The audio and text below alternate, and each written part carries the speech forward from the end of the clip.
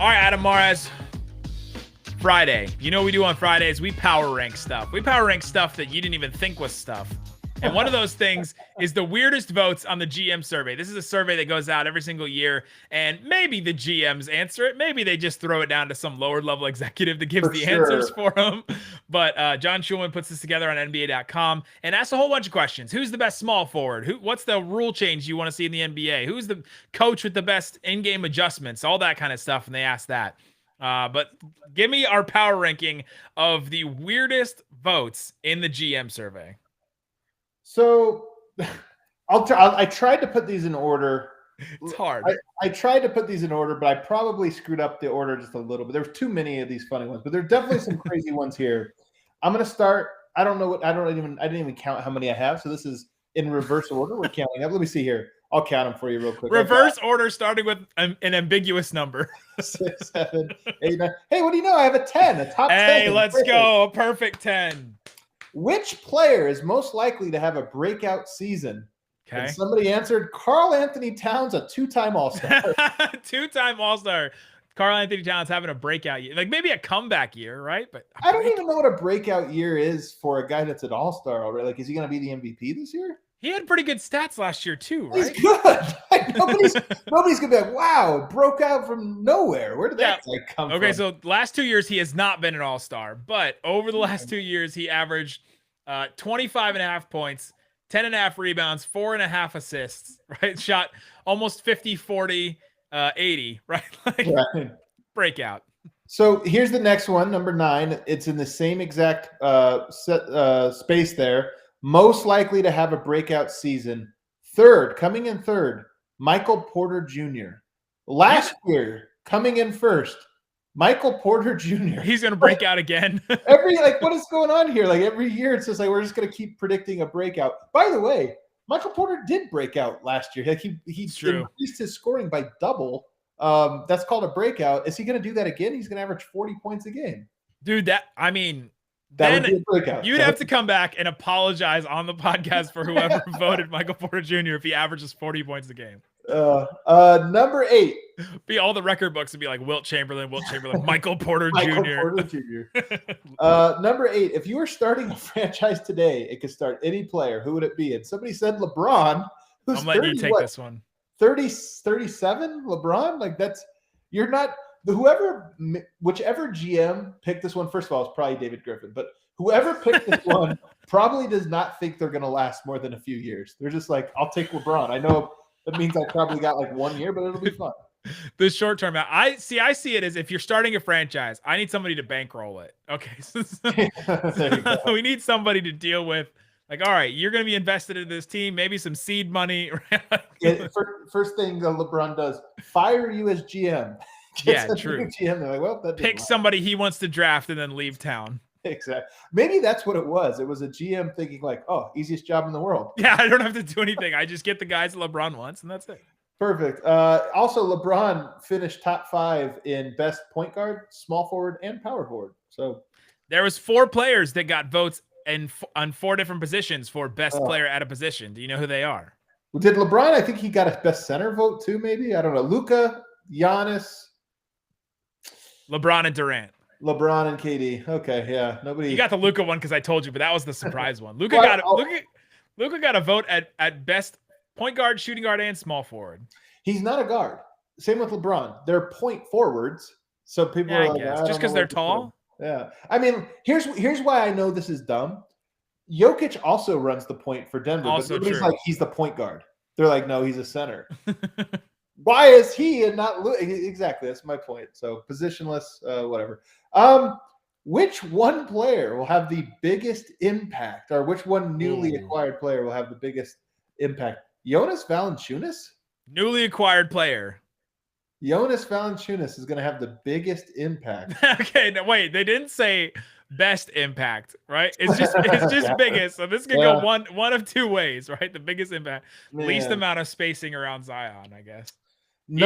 Sorry, he shoots threes. I'm sorry. He takes 1 3 a game. I don't think Big Val's going to move the needle that much. I mean, maybe. Best perimeter defender. This probably should have been number 1. Pat Bev.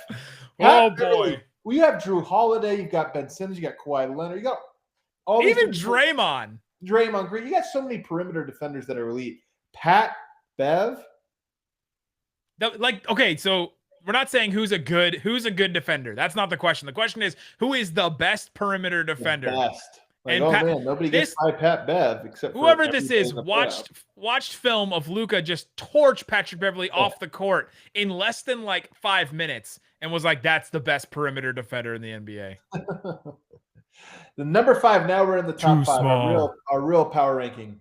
Who is the most athletic player in the NBA? Now, there's guys like Zion Williamson who are 300 pounds, 40-inch vertical. You got Giannis, just 7 foot. Who thought a guy would move like this? And then you have 37-year-old LeBron James, still the most athletic player in the NBA. I don't understand how anybody could vote for. LeBron was the most athletic player in the NBA like 6 years ago, but in a league full of super, super athletes, I'm sorry, LeBron's not doing that anymore. Do we have any GMs that are 37 years old? Because maybe they just look at him and be like, wow, yeah, see that there's some human strength right there. Number 4, which rookie was the biggest steal where they were drafted? And somebody said Scotty Barnes, who was taken 4th. So by nature, the most he could have been underrated was 3 spots. Yeah. I just don't know. That's such a weird one to me. That one also just seemed like everybody just voted for one guy, right? Everybody got 1 vote or 2 votes. Yeah, there was 30 different players that got this one. Every GM, it's like, it's too soon. We have to pump. Somebody will be right though. I'm taking my own guy. Every GM voted for their own guy so they don't get fired. Scotty Barnes would be a steal. This one's a funny one. Number 3, which head coach made the best in-game adjustments? Now, prior to winning the finals, everyone said Mike Budenholzer never makes an adjustment. No. Ever. He never does it. He won't even change his lineups. But Rick Carlisle was sitting around waiting for this job to come open before he left the Mavericks. But what happens? You win one finals, and everyone's like, who's a great in-game adjustment? Mike Budenholzer. Incredible. You know who decided to play Giannis at center? Yeah, exactly. Number 2, you pointed this one out to me. I missed it on first pass. Best small forward. This is a league of small forwards right now. I know we had the LeBron, like, where are these guys? Are they point guards, point whatever? But you got LeBron, you've got Giannis, you got Kawhi, you've got Paul George, Luka. You could throw into that. I mean, you got so many guys that qualify at small forward.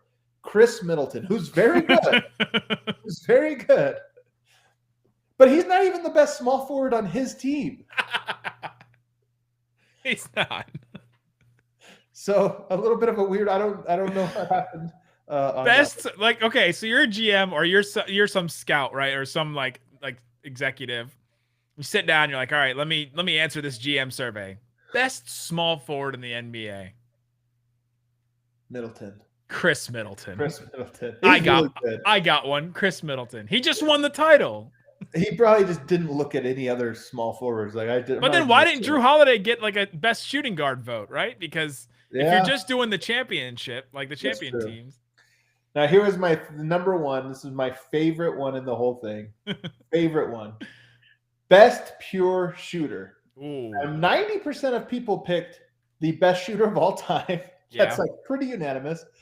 One person picked Seth Curry, and I think it was a mistake. I think somebody checked the wrong box for Curry, and that's the only reason Steph Curry didn't get the unanimous best vote. Somebody screwed this up, and it was a complete accident. So you're saying at Thanksgiving when the Currys sit down to dinner and Seth goes, "Hey, I got 1 vote for best shooter in the NBA over you," and Steph looks back at him and goes, "Over a clerical error." A clerical error.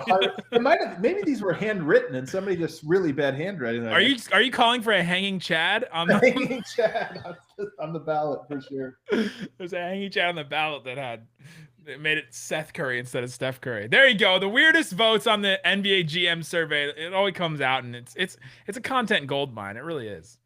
Yeah, always is. Always a fun one. And it's always like pointless, and then everybody gets up in arms, and it's hilarious. Yeah.